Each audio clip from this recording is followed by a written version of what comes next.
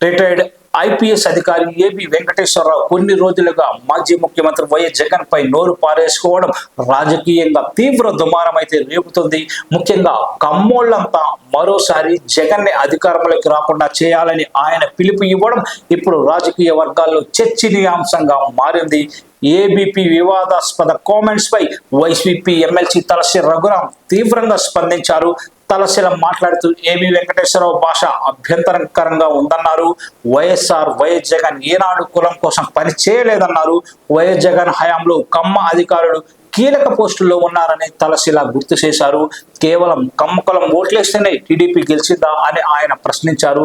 కుల అహంకారానికి ఏబీ మాట్లాడితే మిగిలిన కులాలు తిరగబడతాయని కూడా ఆయన హెచ్చరికలు జారీ చేశారు.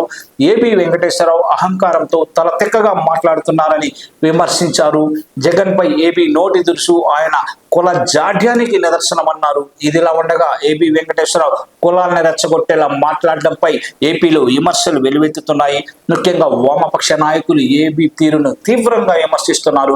ఇలాంటి వాళ్ళను చంద్రబాబు పెంచి పోషిస్తున్నారని వామపక్ష నాయకులు ఆగ్రహం వ్యక్తం చేస్తున్నారు. ఇక విజయవాడలో జరిగిన కొసరాజు వారి ఆత్మీయ సమావేశంలో ఆంధ్రప్రదేశ్ మాజీ DGP AB Venkateswara Rao YS Jagan మీద సంచలన వ్యాఖ్యలు చేసిన సంగతి మనకు తెలిసిందే. 2004లో వైఎస్ రాజశేఖర రెడ్డి అధికారంలోకి వచ్చి కమ్మ వ్యతిరేక పాలసీని తెచ్చి దాన్ని స్టేట్ పాలసీగా మార్చేశారని ఆయన అన్నారు. 30 ఏళ్ల సర్వీసులో కేవలం 10 నుంచి 15 ఏళ్లు మాత్రమే సక్రమమైన పోస్టుల్లో పనిచేసినట్లు తెలిపారు.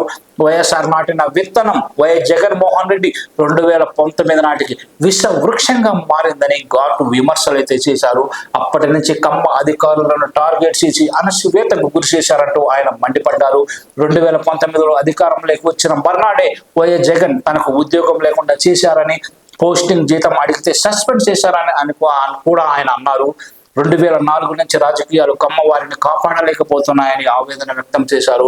కమ్మవారి పట్ల సానుభూతి, అభిమానం ఉన్నా కాపాడేందుకు రాజకీయ పార్టీలు ఏవి ముందుకు రావని చెప్పుకొచ్చారు. కాబట్టి మన కమ్మోళ్ళంతా ఏకమై జగన్మోహన్ రెడ్డిని ఎప్పటికీ అధికారంలోకి రానివ్వకుండా చూసుకోవాలని ఆయన కమ్మ శ్రేణులకు పిలుపునిచ్చారు. ఇది ఏపీ రాజకీయంలో తీవ్ర దుమారం రేపుతోంది ఇప్పుడు.